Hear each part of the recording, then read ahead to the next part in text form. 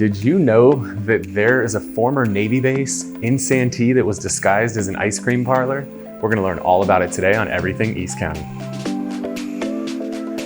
So what's the name of that church that you go to? So I go to what is now Riverview Church, and I hear today you're going to tell us a little bit about the history of that building. Well, what little that I know is it was built in the 1915s, 18s, and it was designed as a part of a Navy base.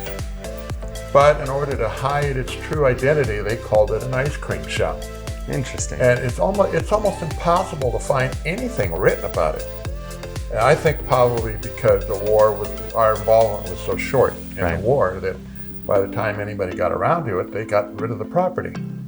But it was taken over and turned into a nightclub, restaurant. And here's some of the pictures from some of the people that, worked And so what time period are we looking at? When did it transition over? These pictures are probably in the 40s. But it was a nightclub, and then it had a big dance floor. Right. And then eventually became Mulvaneys. Gonna go back to a wagon wheel, but then I don't know what happened at that point. It became a church. Okay. But the building's still there. Yeah. And it's beside the barn. It's one of the more older structures that are left in the city of Santee.